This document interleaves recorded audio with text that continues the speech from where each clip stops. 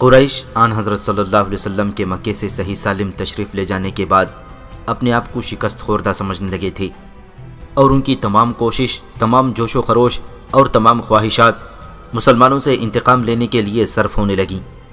رسول اللہ صلی اللہ علیہ وسلم اور مسلمانوں کو تباہ و قتل کرنے کا اہتمام تمام قریش مکہ کا سب سے زیادہ اہم، سب سے زیادہ ضروری اور مقدم کام تھا۔ اس کام کی اہمیت ان کے لیے تمام کاموں اور مشغلوں پر غالب آ گئی تھی۔ اسی دوران ان کی آپس کی رقابتیں اور معمولی مخالفتیں بھی سب دور ہو کر ساری قوم اپنی تمام طاقتیں اسی ایک کام میں صرف کر دینے پر آمادہ و مستعد ہو گئی تھی۔ مکہ اور مدینہ کے درمیان قریباً 300 میل کا فاصلہ تھا۔ مدینے پر چڑھائی کرنے کے لیے خاص اہتمام اور جنگی تیاریوں کی بھی ضرورت تھی۔ اللہ تعالیٰ کی طرف سے حفاظت خود اختیاری اور مدافعت کی اجازت مل چکی تھی۔ دین اسلام کی اشاعت اور دین اسلام میں داخل ہونے والوں کی راستے کی بے پناہ رکاوٹیں دور کر دینا بھی لازمی امر تھا۔ مسلمانوں کی جمعیت مدینہ منورہ میں 300-400 مردوں سے زیادہ نہ تھی۔ کفار مکہ کے ایک سردار قرز بن جابر نے ایک جماعت کو ہمراہ لے کر اور مکے سے چل کر مدینہ منورہ کی متصلہ چراگاہ پر چھاپا مارا اور مسلمانوں کے بہت سے اونٹ پکڑ کر چل دیا۔ مسلمانوں کو جب اس چھاپے کا حال معلوم ہوا تو اس کے تعاقب میں مقام صفوان تک گئی، لیکن دشمن نکل چکا تھا، مجبوراً لوٹ آئے۔ یہ مکہ والوں کی طرف سے نہایت صاف اور کھلی ہوئی دھمکی اور جنگ کا اعلان تھا۔ انہوں نے مدینہ والوں کو یہ بتا دیا کہ ہم 250 میل چل کر تمہارے گھروں سے تمہارے اموال کو لوٹ کر لا سکتے ہیں۔ ادھر دوسری تدبیروں سے بھی وہ غافل نہ تھے۔ انہوں نے ایک طرف عبداللہ بن ابی اور دوسری طرف مدینے کے یہودیوں سے برابر خط و کتابت جاری کر رکھی تھی، اور ان کو اندر ہی اندر مسلمانوں کی مخالفت پر آمادہ کر دیا تھا۔ اسی سال کے ماہ شعبان میں تحویل قبلے کا حکم اللہ تعالیٰ کی طرف سے نازل ہوا، اور چند ہی روز کے بعد کہ ماہ شعبان بھی ختم نہ ہوا تھا، رمضان کے روزے فرض ہو گئے۔ شروع رمضان میں یہ خبر مدینہ منورہ میں پہنچی کہ مکہ والوں کا ایک قافلہ شام سے آ رہا ہے اور وہ مدینے کے قریب ہو کر گزرے گا۔ رسول اللہ صلی اللہ علیہ وسلم نے مکے والوں پر ایک قسم کا رعب قائم کرنے اور قرز بن جابر کی حملہ آوری کا جواب دینے کے لیے مہاجرین و انصار کی ایک جماعت کو روانہ فرمایا کہ مکہ والوں کے قافلے کو روکیں، تاکہ ان کو یہ معلوم ہو جائے کہ مدینہ والوں سے بگاڑ کرنا ان کی تجارت کے لیے بے حد مضر ہے اور ان کی تجارت ملک شام سے منقطع ہو سکتی ہے۔ یہ جمعیت جنگ کے ارادے سے روانہ نہیں کی گئی تھی، بلکہ اس کا مدعا تخویف و تعذیب ہی تھا، اس لیے ان کی روانگی میں جنگی احتیاطیں بھی ملحوظ نہیں رکھی گئی تھیں، جس کا نتیجہ یہ ہوا کہ مکہ والوں کا قافلہ مسلمانوں کی اس جمعیت کے روانہ ہونے سے فوراً مطلع اور باخبر ہو گیا۔ امیر قافلہ ابو سفیان راستے سے کترا کر اور بچ کر اپنے قافلے کو نکال کر لے گیا، اور اس نے زمزم بن عمرو غفاری کو اجرت دے کر راستے ہی میں مکے کی طرف دوڑا دیا کہ ہم کو مسلمانوں کے حملے کا خطرہ ہے، ہماری مدد کرو اور اپنے اموال کو بچاؤ۔ اس خبر کے پہنچتے ہی ابو جہل مکے سے قریباً 1000 جرار فوج، جس میں 700 اونٹ اور 300 گھوڑے تھے، لے کر بڑے جوش و خروش کے ساتھ مکے سے نکلا۔ یہ تمام لشکر ہر طرح کیل کانٹے سے درست اور سپاہی سب زرہ پوش تھے، گانے والے بھی ہمراہ تھے۔ عباس بن عبد المطلب، عتبہ بن ربیعہ، امیہ بن خلف، نضر بن حارث، ابو جہل بن ہشام وغیرہ کل 13 آدمی کھانا کھلانے والے تھے۔ ابو سفیان کا قافلہ بحفاظت مکے میں پہنچ گیا۔ مسلمانوں کی جمعیت جو قافلہ والوں کو صرف ڈرانے کے لیے بھیجی گئی تھی، واپس مدینہ کی طرف روانہ ہوئی۔ ابو سفیان نے ابو جہل کے پاس خبر بھیجی کہ ہم مکہ پہنچ چکے ہیں، اب واپس چلے جاؤ، لیکن ابو جہل اپنے جرار لشکر پر مغرور تھا، اس کو یہ گوارا نہ ہوا کہ ویسے ہی چلا جائے۔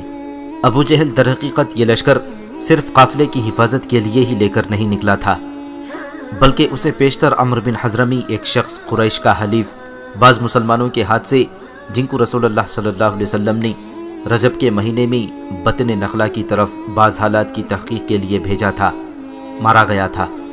قریش نے عمرو بن حضرمی کے قتل کو بہانہ بنا کر جنگ کی تیاری مکمل کر لی تھی، اور وہ مدینے پر حملہ کرنے کے لیے روانہ ہونے ہی والے تھے کہ زمزم بن عمرو قافلہ والوں کی طرف سے استمداد کے لیے پہنچا، اور ابو جہل جو پہلے سے روانگی پر آمادہ تھا روانہ ہو گیا۔ چنانچہ ابو جہل برابر کوچ و مقام کرتا ہوا مدینے کی طرف بڑھتا ہوا چلا آیا۔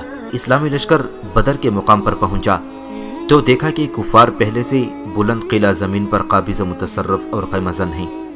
مسلمانوں کو نشیبی اور ریتیلی جگہ ٹھہرنا پڑا، مگر بدر کے چشموں پر مسلمانوں کا قبضہ ہو گیا۔ رسول اللہ صلی اللہ علیہ وسلم نے حکم دیا کہ کفار میں سے جو شخص اس چشمے سے پانی لینے آئے اس کو نہ روکو اور پانی لینے دو۔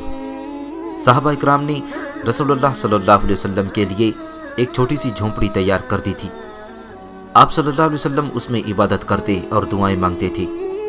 صحابہ اکرام قریش کے مقابلے میں تعداد کے اعتبار سے 1 پر 3 تھے اور سامان حرب کے اعتبار سے 1 پر 100 بھی نہ تھے۔ کفار سب زرہ پوش اور جوان توانا تھے۔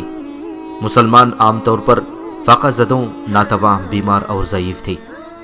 معمولی ہتھیار بھی سب کے پاس پورے نہ تھے۔ کسی کے پاس تلوار تھی تو نیزہ اور کمان نہ تھی، کسی کے پاس صرف نیزہ تھا، تلوار نہ تھی۔ جب مسلمان جا کر خیمہ زن ہو گئے تو کفار نے عمیر بن وہب جمحی کو سراغ رساں بنا کر روانہ کیا کہ مسلمانوں کے لشکر کی تعداد معلوم کرائے۔ عمیر نے جا کر کہا کہ مسلمانوں کی تعداد 310 سے زیادہ نہیں ہے اور ان میں سے صرف 2 سوار ہیں۔ کفار کے غرور کا اندازہ اس سے ہو سکتا ہے کہ عتبہ بن ربیعہ نے جب اس قلت تعداد کا حال سنا تو کہا کہ ان تھوڑے سے آدمیوں سے لڑنے کی ضرورت نہیں، ہم کو بلا جنگ کیے ہوئے واپس ہونا چاہیے کیونکہ ہماری تعداد زیادہ ہے۔ لیکن ابو جہل نے مخالفت کی اور کہا کہ ان سب کا خاتمہ ہی کر دینا چاہیے۔ بالآخر اگلے روز 17 رمضان المبارک سن 2 ہجری کو میدان کارزار گرم ہوا۔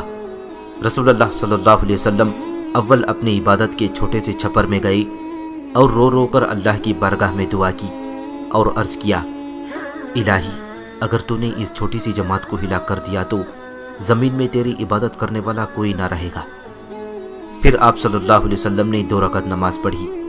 اس کے بعد آپ صلی اللہ علیہ وسلم پر ذرا سی دیر کے لیے ایکایک غنود کی طاری ہو گئی۔ اس کے بعد آپ صلی اللہ علیہ وسلم باہر مسکراتے ہوئے نکلے اور فرمایا کہ کفار کی فوج کو شکست ہوگی اور وہ پیٹ پھیر کر بھاگ جائیں گے۔ سیہزم الجمع ویولون الدبر۔ آپ صلی اللہ علیہ وسلم نے حکم دے دیا تھا کہ تم جنگ میں ابتدا نہ کرنا۔ مسلمانوں میں 80 یا 80 سے 2-3 زیادہ مہاجرین تھے، باقی انصار تھے۔ انصار میں 61 قبائلی اوس کے آدمی تھے اور 17 خزرج کے۔ طرفین سے صفوف جنگ آراستہ ہوئی۔ رسول اللہ صلی اللہ علیہ وسلم کے ہاتھ میں ایک تیر تھا اور آپ صلی اللہ علیہ وسلم اس کے اشارے سے تسویہ صفوف فرماتے تھے۔ اس کے بعد کفار کے لشکر سے رسم عرب کے موافق اول عتبہ، شیبہ، پسران، ربیعہ اور ولید بن عتمہ نکل کر میدان میں آئے اور جنگ مبارزہ کے لیے للکار کر لشکر اسلام سے اپنے مقابلے پر لڑنے والے 3 شخص طلب کیے۔ ان تینوں کا مقابلہ کرنے کے لیے انصار کے 3 شخص اوف و معوذ، پسران عفرہ اور عبداللہ بن رواحہ نکلے۔ عتبہ نے کہا، تم کون ہو؟ انہوں نے جواب دیا، ہم انصار یعنی اہل مدینہ میں سے ہیں۔ عتبہ نے نہایت متکبرانہ انداز اور درست لہجے میں کہا، ہم کو تم سے لڑنے کی ضرورت نہیں۔ پھر چلا کر کہا، اے محمد صلی اللہ علیہ وسلم، ہمارے مقابلے کے لیے ہماری ذات برادری کے لوگوں کو یعنی قریش میں سے مہاجرین کو بھیجو۔ رسول اللہ صلی اللہ علیہ وسلم نے یہ سن کر حکم دیا کہ عتبہ کے مقابلے کو حمزہ بن عبد المطلب اور عتبہ کے بھائی شیبہ کے مقابلے کو عبید اللہ بن حرث اور عتبہ کے بیٹے ولید کے مقابلے کو علی بن ابی طالب جائیں گے۔ یہ حکم سنتے ہی بلا تعامل تینوں صحابی میدان میں نکلے۔ عتبہ نے ان تینوں کے نام دریافت کیے، حالانکہ وہ ان کو خوب پہچانتا تھا۔ ان کے نام سن کر کہا، ہاں تم سے ہم لڑیں گے۔ مقابلہ شروع ہوا۔ حضرت حمزہ اور حضرت علی نے عتبہ اور ولید دونوں باپ بیٹے کو ایک ہی وار میں قتل کر دیا۔ شیبہ کے مقابلے میں حضرت عبیدہ زخمی ہوئے۔ زخم بہت کاری لگا جس سے وہ جانبر نہ ہو سکے۔ یہ دیکھ کر حضرت علی نے بڑھ کر شیبہ کو قتل کر دیا اور عبید اللہ رضی اللہ تعالیٰ عنہ کو اٹھا کر رسول اللہ صلی اللہ علیہ وسلم کی خدمت میں لائی۔ اس کے بعد کفار کی صفیں حملہ آور ہوئی۔ ادھر سے مسلمانوں نے حرکت کی اور جنگ مغلوبہ شروع ہو گئی۔ دونوں طرف سے خوب داد مردان کی دی گئی۔ نتیجہ یہ ہوا کہ کفار اپنے 70 بہادروں کو قتل اور 90 کو اسیر کرا کر میدان سے بھاگ نکلے۔ جب کفار میدان خالی چھوڑ کر مسلمانوں کے سامنے سے بھاگ گئے اور لشکر اسلام کو فتح حاصل ہو گئی، تو رسول اللہ صلی اللہ علیہ وسلم نے حکم دیا کہ ابو جہل کے نسبت تحقیق کرو کہ اس کی لاش میدان میں موجود ہے یا نہیں۔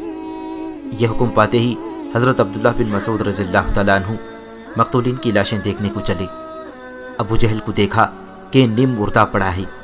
عبداللہ بن مسعود رضی اللہ تعالیٰ عنہ جب اس کے سینے پر چڑھ بیٹھے اور کہا کہ اے اللہ کے دشمن، دیکھ تجھ کو اللہ نے کیسا ذلیل کیا۔ ابو جہل نے پوچھا لڑائی کا نتیجہ کیا ہوا؟ عبداللہ بن مسعود رضی اللہ تعالیٰ عنہ نے فرمایا کہ مسلمانوں کو فتح اور کفار کو ہزیمت ہوئی۔ یہ کہہ کر عبداللہ بن مسعود رضی اللہ تعالیٰ عنہ جب اس کا سر کاٹنے لگے تو اس نے کہا میری گردن مونڈھوں سے ملا کر کاٹنا تاکہ میرا سر دوسرے کٹے ہوئے سروں میں بڑا معلوم ہو اور یہ سمجھا جائے کہ سردار کا ہے۔ عبداللہ بن مسعود رضی اللہ تعالیٰ عنہ اس کا سر کاٹ کر رسول اللہ صلی اللہ علیہ وسلم کی خدمت میں لائے اور آپ کے پاؤں میں ڈال دیا۔ آپ صلی اللہ علیہ وسلم نے ابو جہل کا سر دے کر اللہ تعالیٰ کا شکر ادا کیا۔ اس لڑائی میں 14 صحابی شہید ہوئے، جن میں 6 مہاجرین اور 8 انصار تھے۔ آپ صلی اللہ علیہ وسلم نے معرکہ جنگ سے فارغ ہو کر مسلمان شہداء کو دفن کیا۔ مشرکین کی لاشوں کو ایک بڑے گڑھے یا کنویں میں ڈلوا کر اوپر سے مٹی ڈلوا دی۔